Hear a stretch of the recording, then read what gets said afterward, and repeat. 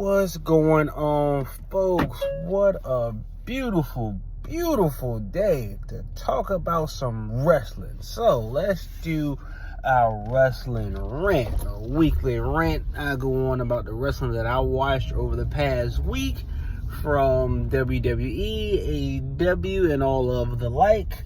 Today we're going to talk about Monday Night Raw. We're going to talk about NXT, Dynamite, SmackDown, Rampage, Collision, and the AEW pay-per-view World's End.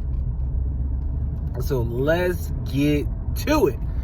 First off, we got Monday Night Raw, which we know when they're gearing up for the Netflix premiere and then setting seeds for Royal Rumble.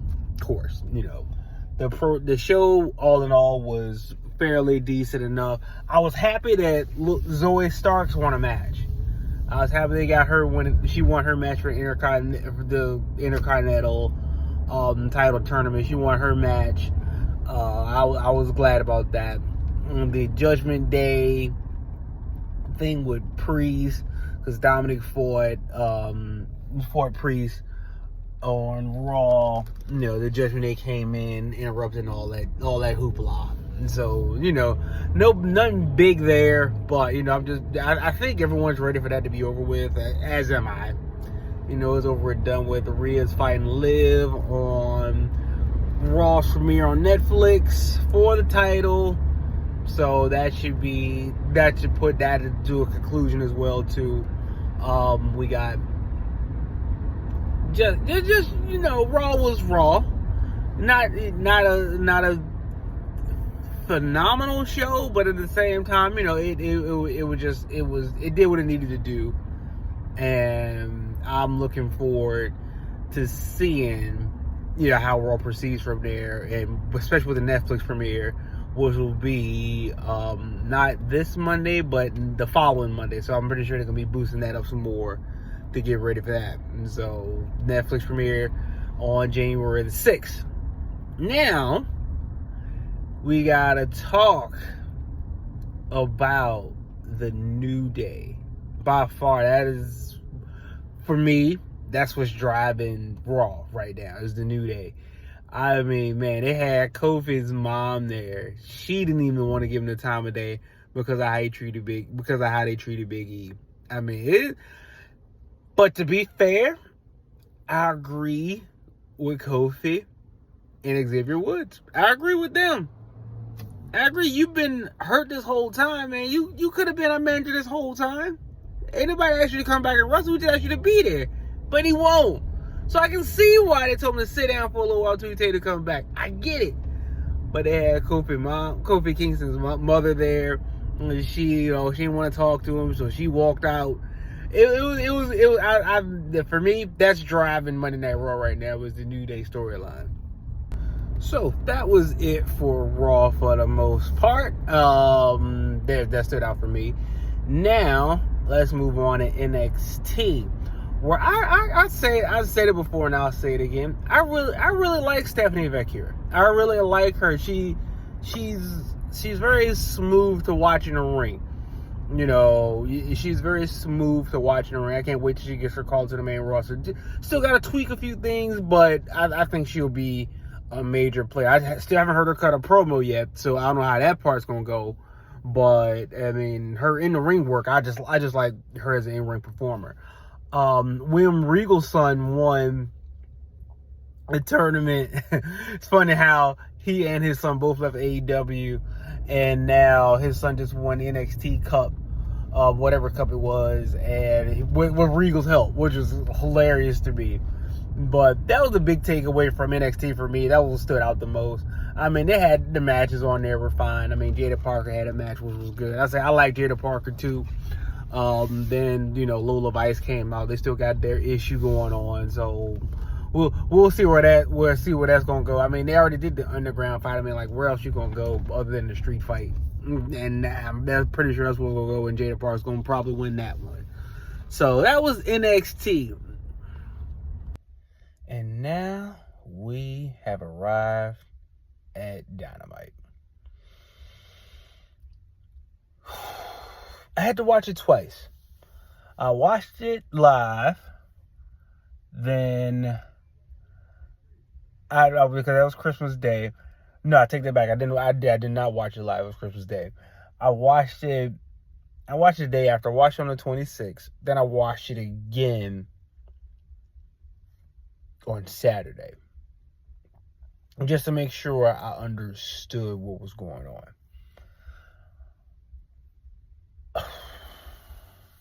They had tournament matches.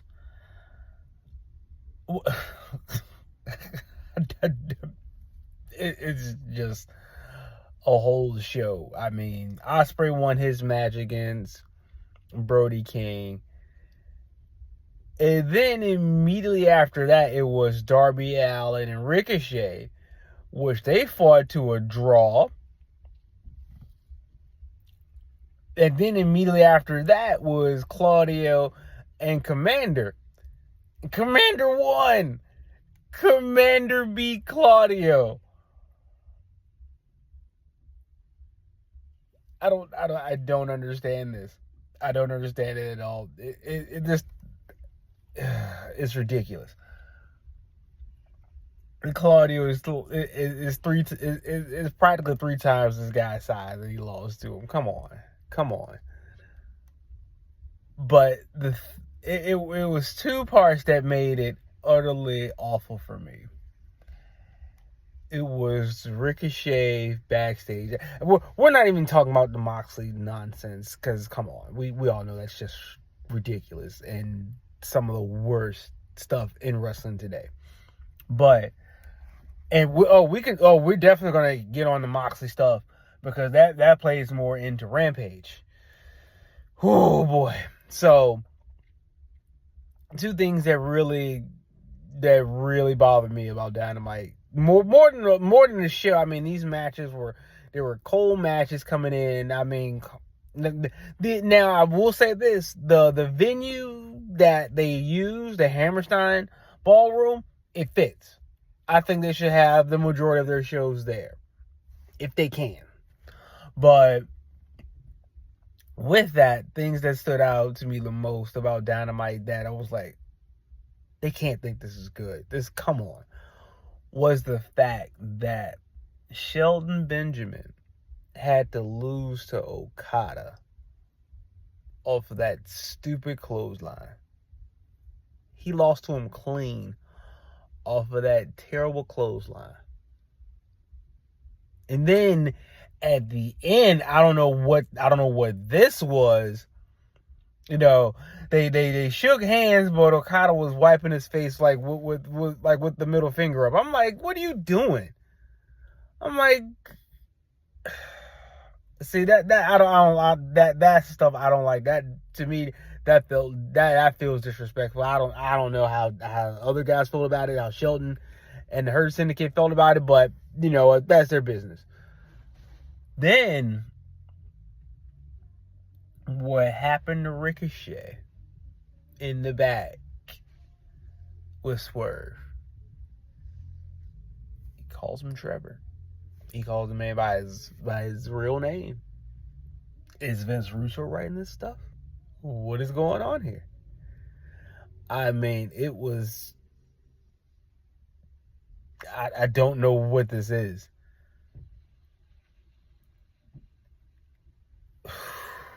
It's just bad botchy wrestling. It's bad. It's really bad. That was Dynamite. Now we are on to SmackDown. SmackDown time. And I can say this, man. Kevin Owens' heel work is incredible.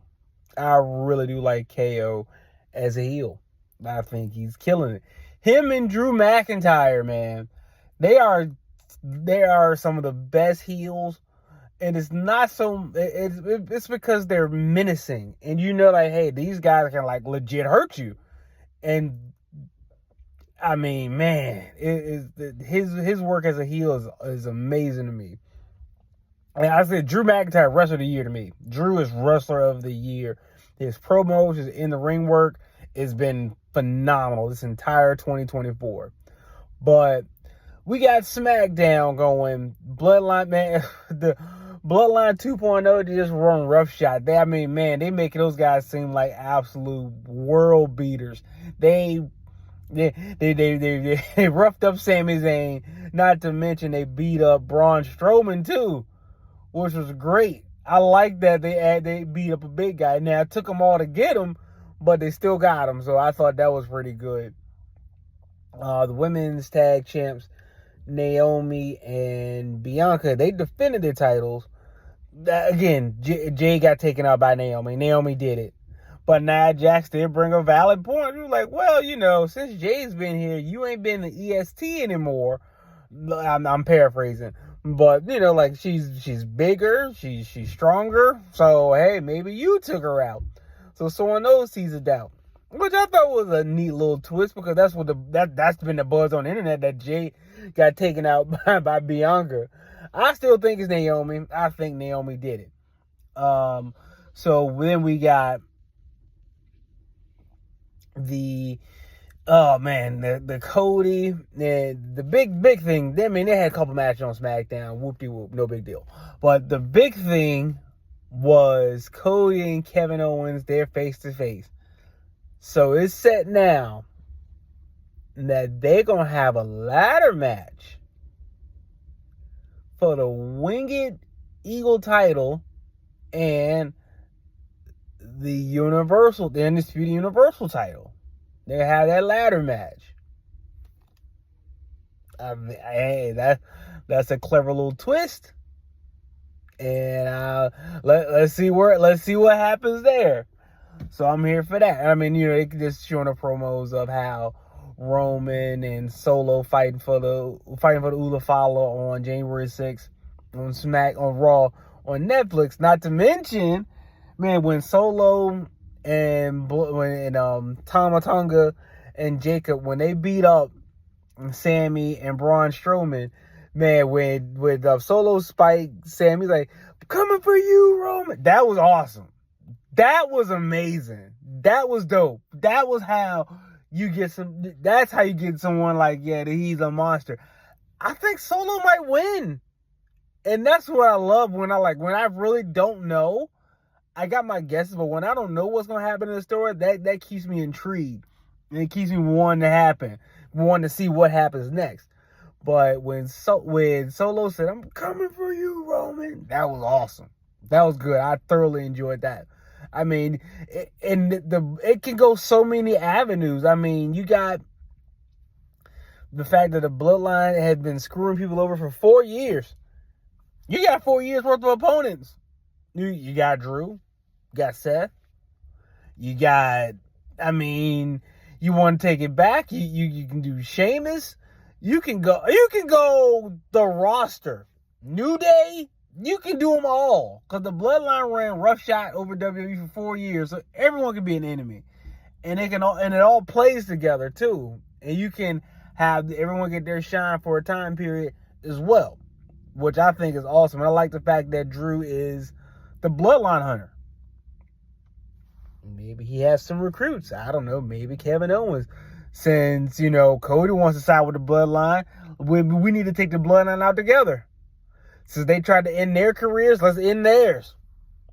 So many different avenues, and I'm thoroughly enjoying it. Now, Rampage. The last Rampage of the year. The last Rampage. Period. That show's over now. And this is why. During Rampage, although Rampage is an hour, it usually comes on at 10 o'clock on Friday nights. No, it's such an awful time slot. Really, no one's really gonna watch it. No one has an incentive to watch it because, really, come on. What are you doing? It's more the same. Everyone wants to die. Everyone wants to do all the same little goofy stuff. And then you got the tournament too, which makes it worse. So the hour of Rampage was tournament matches mostly. We had Toni Storm have a match for a reason. I don't know why I don't know why. I mean, like, she's one of the better women's workers, so I don't know why she was on Rampage, but whatever. Then we had the Death Riders. And if you've been watching AEW for any length of time, and you see Marina Shafir,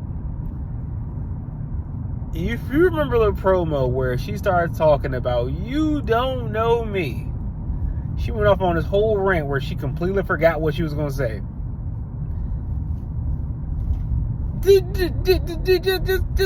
Just enjoy it. Give a little tidbit of that. Watch that just to have a good time. Okay, watch her promo. It happened like 2 years ago. Look up Marina Shafir, "You Don't Know Me," and it'll pop up. You'll see it. You'll see people reacting to it, and you'll see her actual promo too from the AEW Dark. But the Death Riders are there, causing their mayhem that they usually do, that no one asks for. But the locker room starts to clear out. So everyone comes out there and starts beating up the Death Riders. So now it's like 4 on 40 or whatever it is. Heels, I mean, you got the baby faces, the heels, everyone's going after the Death Riders. Then they just start fighting each other too, because at some point Toni Storm got hit by some lady in a panther coat or leopard coat or whatever. You had, it was just a mess. Willow did the initial thing by getting Marina Shafir, but then just became a hodgepodge. It was such a mess. Such a mess in the ring. Such a mess in the ring, around the ring, everywhere. Then you see the Death Riders. They got out of the brawl that they caused. Right? They get out of the whole melee and go to like the camera room.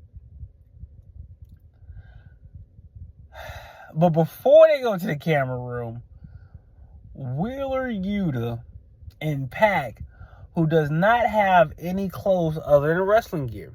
That dude does not have a t-shirt.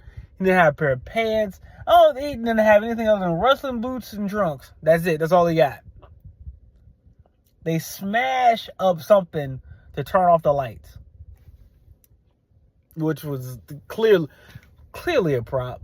Because if you smash up something that controls the lighting, it come on, guys. So they smashed up. The lights went out in the arena. Then you had the Death Riders. The camera followed the Death Riders into the production truck, where Moxley said, "Shut it down, shut it down." Where he's yelling, "Shut it down!" They're okay, and it turned it off. That was it. That's how Collision ended.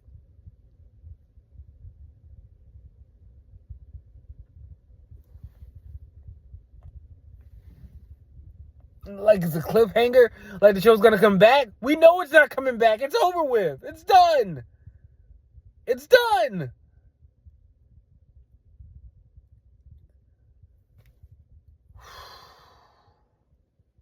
But that wasn't all. No, that was not it. Then we got Collision. More tournament matches.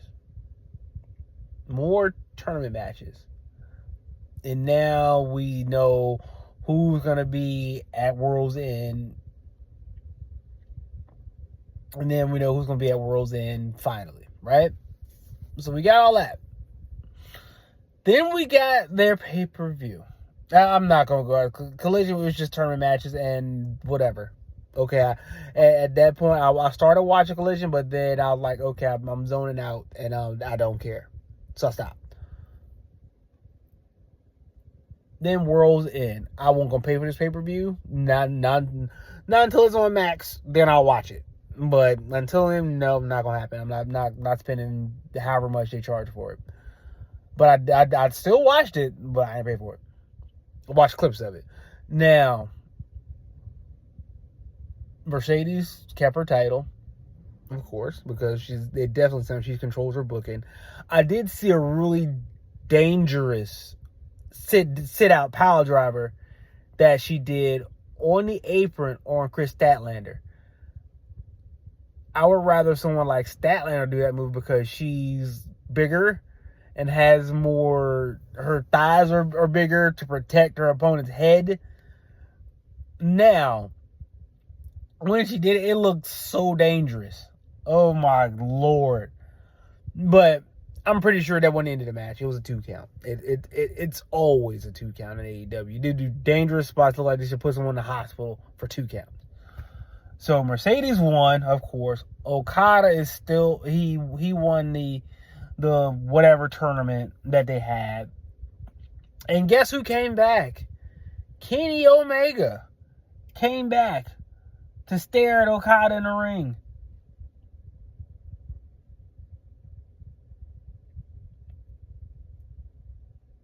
That was it. He just came back to stare at him in the ring.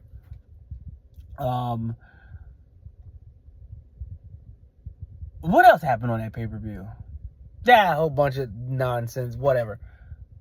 But the worst thing I've seen was what Swerve did to Ricochet. So Ricochet lost his match. Ricochet came out. He didn't win the Continental Classic because Okada won it. He won it in a match against who did he fight for the finals? Whoever he fought, whatever. So what was it, Ospreay? I think, I don't know. But after Ricochet's match, when he came out, after his match was finished, Swerve came out, and Nana was walking around the ring with things of tissue. Because at a previous event on Dynamite, someone threw a roll of tissue into the ring and it hit Ricochet right in the nuts. That made the rounds on the interwebs. It was quite funny. But he came out with a bunch of tissue, and Nana was passing it out to the people in the front row. And they wished Ricochet Happy New Year by throwing toilet paper at him inside the ring.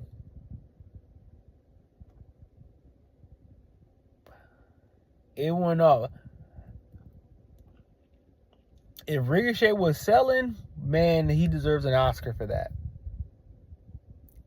Because I tell you what, you throw a bunch of toilet paper at me in front of that many people, we got a real problem. You got to see me after this show, homie. You got to see me, man, because you just embarrassed me. You emasculated me.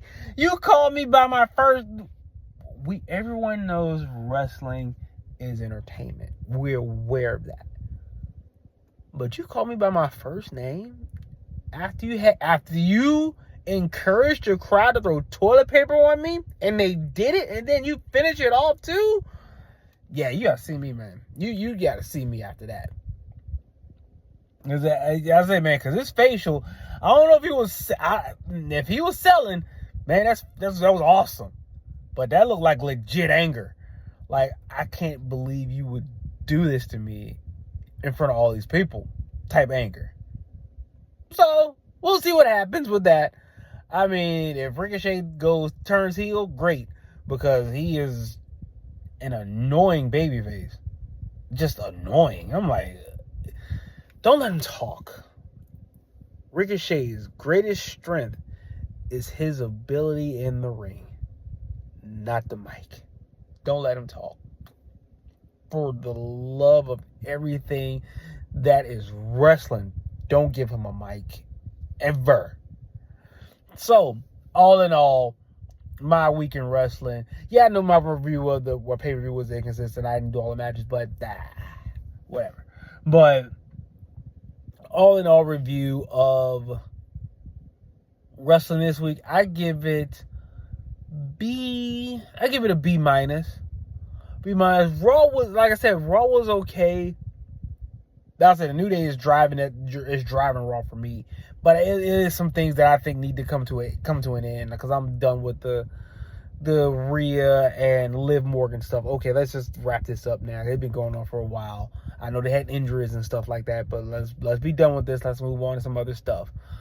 And SmackDown Bloodline, that's driving a lot of WWE storyline, because I mean, so many players can be added to it.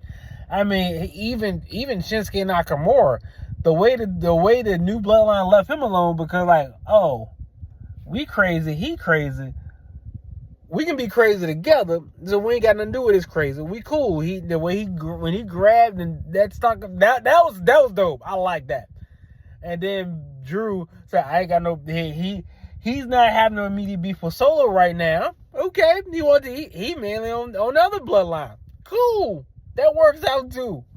So, I'm gonna say a B minus, all in all. And I mean, it was mainly that brought it down for me this week was primarily those tournament matches. They get so long to watch. My God, they're so long to watch. Everyone ain't gotta go 20 minutes or close to it. Man, I mean, they're just so long to watch. And I'm glad it's over now. So hopefully, but you know what that means, though. It means the Young Bucks are coming back. That's all that means. It means they're coming back to annoy us yet again, along with Jungle Jack. But that's it for wrestling this week. Let me know what you like, what you didn't like, your highlights, your lowlights from any wrestling you consume: Raw, NXT, Dynamite, SmackDown, Collision, Rampage, CML, All Japan, New Japan. Anything that you watch, let me know what you take away, what your highlights were, what you like, what you didn't like.